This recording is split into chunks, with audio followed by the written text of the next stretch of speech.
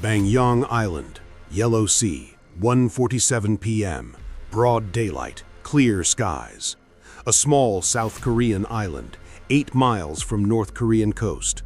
Population 5,000 civilians, defended by 200 South Korean troops.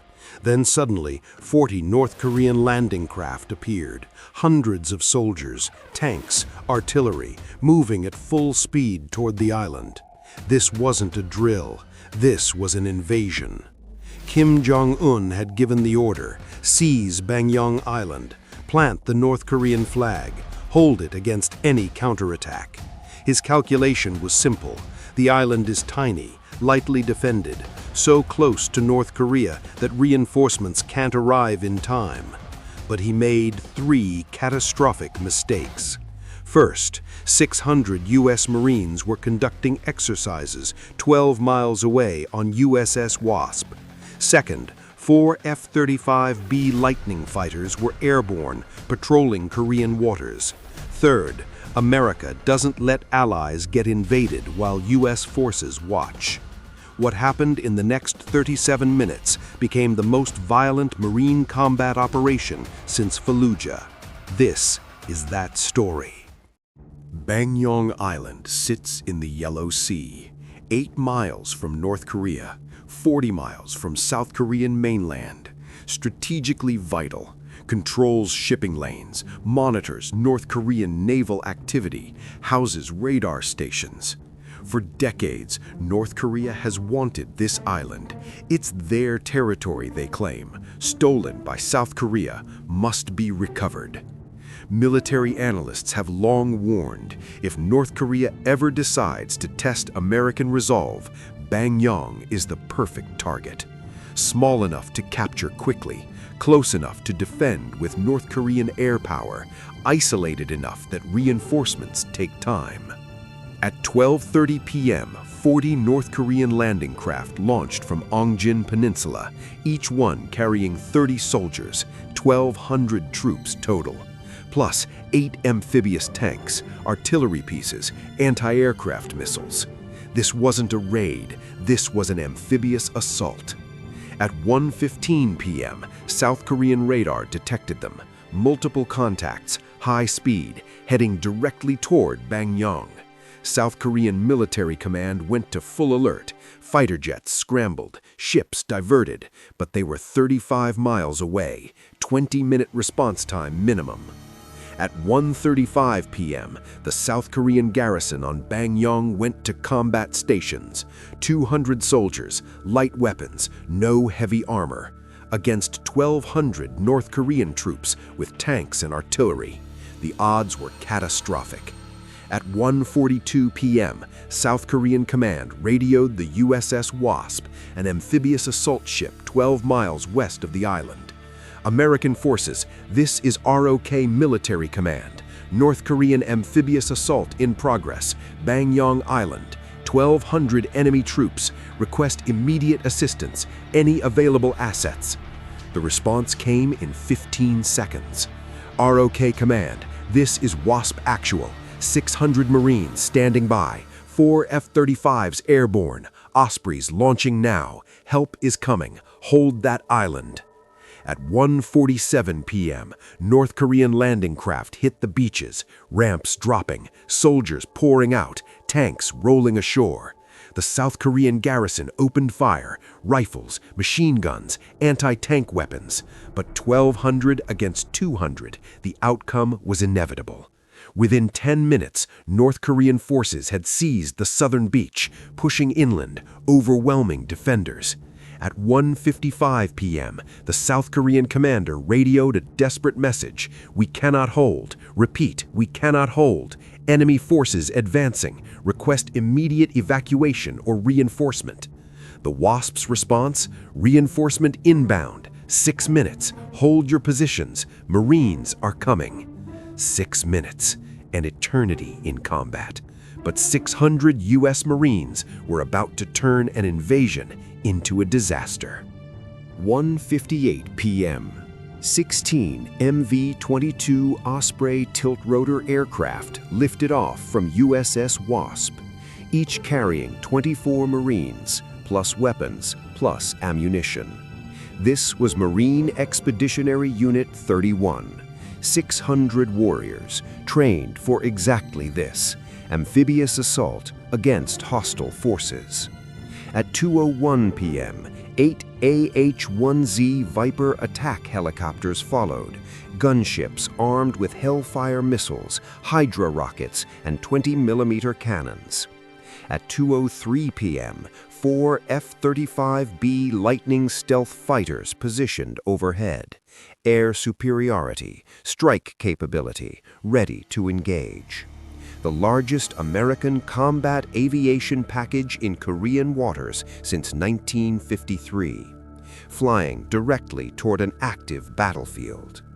At 2:04 p.m., the first F-35s engaged, not North Korean landing craft, not troops on beach, North Korean anti-aircraft positions.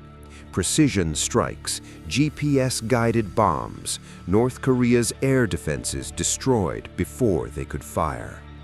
At 2:06 p.m., the Vipers arrived over Bangyang.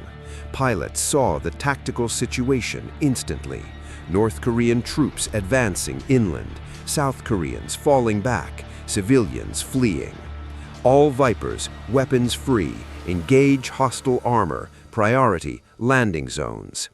8 Hellfire missiles launched simultaneously, targeting North Korean amphibious tanks on the beach. Explosions, fire, armor penetration, 8 tanks destroyed in 15 seconds. North Korean troops scattered, looking for cover, finding none. Then Hydra rockets, 76 70mm rockets per helicopter salvo. Anti-personnel, devastating. North Korean troops caught in the open, no protection, no escape. The beach that was an invasion point 90 seconds ago became a killing zone. At 2:08 p.m., 16 Ospreys descended onto the island, not near the beach, behind North Korean lines, flanking positions. Ramps dropping, Marines pouring out, not defensive, attacking. 24 Marines per Osprey, 16 Ospreys, 384 Marines hitting the ground in 90 seconds. The remaining 200 Marines stayed aboard Wasp as rapid reaction force, but 384 was enough. Marine doctrine, aggression, violence of action, overwhelming force at the point of contact. The North Koreans were advancing. Suddenly, they were being attacked from behind. M4 carbines, M27 automatic rifles, M240 machine guns, precise, disciplined, deadly. North Korean troops tried to turn, form defensive positions, return fire. Too late, too slow, too disorganized. Marines don't give enemies time to think. They attack, constantly, relentlessly. At 2:13 p.m., the South Korean garrison, seeing Marines arrive, counterattacked from the front. North Korean forces now caught between two forces, Marines behind, South Koreans ahead, helicopters overhead. The invasion was collapsing. At 2:16 p.m., the North Korean commander radioed Pyongyang. Under heavy attack, American Marines, helicopters, we need air support immediately. But North Korea's Air Force couldn't respond. F-35s controlled the airspace. Any North Korean aircraft entering would be destroyed before seeing the island. At 2:19 p.m., North Korean forces attempted retreat to the beach, back to landing craft, escape to North Korea. But the beach was a disaster. Half the landing craft destroyed by Hellfire missiles, the rest under continuous attack from Vipers. Troops trying to board were cut down by 20mm cannon fire from helicopters. At 2:22 p.m., the North Korean commander made the hardest decision of his life. Over open radio frequency, so everyone could hear. All units, cease fire. We surrender. Repeat, we surrender to American and South Korean forces. At 2:24 p.m., 37 minutes after the invasion began, The battle for Bangyang Island ended. 1,200 North Korean troops, 700 dead or wounded, 500 surrendering, 0 successfully evacuated. U.S. Marines, 8 wounded, 0 dead. South Korean forces, 23 killed, 47 wounded. The island was held. Within hours, the world knew. North Korea attempted to invade South Korean territory. U.S. Marines crushed the attack in 37 minutes. 500 North Korean soldiers captured, 700 casualties. North Korean state media went completely silent. No reporting, no statements, no propaganda. Because how do you spin catastrophic defeat? How do you explain losing 1,200 troops in 37 minutes? You don't. You pretend it didn't happen. But satellite imagery doesn't lie. International media showed everything. North Korean landing craft destroyed, troops surrendering, Marines victorious. Global reaction was immediate. U.S. Marines crush North Korean island invasion. Pyongyang's amphibious assault ends in disaster. Kim Jong-un's worst military defeat in decades. South Korea's president addressed the nation. North Korea attempted to seize our territory. They failed. American forces responded within minutes. The alliance is strong. Japan immediately increased defense cooperation, offering bases for U.S. Marines, planning joint exercises. China, North Korea's only ally, issued a terse statement. All parties should exercise restraint. Translation: Beijing wasn't defending this. Kim had gone too far. Russia, North Korea's military partner, said nothing, because defending failed invasions doesn't help anyone. The 500 captured North Korean soldiers were held as prisoners of war, interrogated, revealed shocking information. They'd been told Bangyang was lightly defended, that American forces wouldn't respond, that the island would be seized in 2 hours. Instead, they walked into a Marine Expeditionary Unit, attack helicopters, F-35 air support. Complete disaster. Intelligence sources reported crisis meetings in Pyongyang. Kim Jong-un furious, military commanders blaming each other.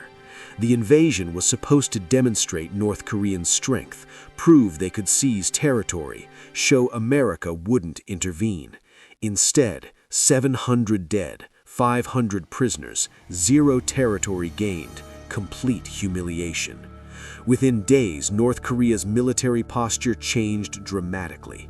Fewer provocations, reduced naval activity, no more threats about islands. Because Kim learned what happens when you try to invade while U.S. Marines watch. They don't watch, they fight, and they win. So why does Bangyang Island matter beyond one failed invasion? Because it revealed North Korea's fatal weakness. They can't project power beyond their border. 1,200 troops, tanks, artillery, amphibious assault should have been overwhelming. Against 200 South Korean defenders, may be successful. But against 600 Marines with air support, suicide. This is the problem North Korea can't solve. They have a large military, but it's designed for defense, not offense. Invasion requires logistics, air cover, naval support, sustained operations. North Korea attempted all three, failed at all three. Their landing craft were destroyed, their air force couldn't respond, their troops surrendered. This is why military analysts now say North Korea can threaten, but they can't conquer. They can fire missiles, artillery, cause destruction, but seizing and holding territory, impossible, as long as U.S. forces respond. And U.S. forces will always respond. This is what military alliances mean. South Korea doesn't fight alone. Japan doesn't defend alone. Any attack on American allies triggers American response. Bangyang Island proved this. North Korea attacked at 1:47 p.m. By 2:08 p.m., 384 Marines were on the ground, fighting, winning. That's the power of forward deployed forces, Marines on ships, ready, close, able to respond in minutes. China watched this carefully. If US Marines can crush North Korean invasion in 37 minutes, what happens if China attacks Taiwan? Taiwan is an island like Bangyong, except with far more American military support nearby. The math doesn't favor invaders, not against modern Marine forces. But here's the warning. This battle almost became nuclear war. Kim Jong-un has nuclear weapons. When his conventional invasion failed, he could have escalated, threatened nuclear strikes, demanded American withdrawal. The fact he didn't shows something important. Even Kim knows nuclear escalation is suicide. But next time, different commander, different situation, different decision. Bangyong Island is now the most defended piece of land in Korea. Thousands of troops, advanced weapons, constant readiness. Because if North Korea tries again, the response won't be 600 Marines, it'll be 6,000. 1:47 p.m. North Korea invades Bangyong Island. 1,200 troops, tanks, artillery. 2:24 p.m. 37 minutes later. 700 North Korean casualties, 500 prisoners, Marines victorious. Mission complete. Today, Bangyong Island is a fortress. US Marines rotate through constantly. South Korean forces reinforced. The island will never be taken. The 500 North Korean prisoners eventually returned through neutral country. Their fate in North Korea, unknown. Kim Jong-un hasn't threatened South Korean islands since, hasn't launched amphibious exercises, hasn't made invasion threats, because he learned what happens when you invade while Marines are nearby. They come, they fight, they win. 1:47 p.m., the invasion that lasted 37 minutes, the Marines who ended it in one battle, the message to Pyongyang, try it again, we dare you. Semper Fidelis, always faithful, always ready, never defeated.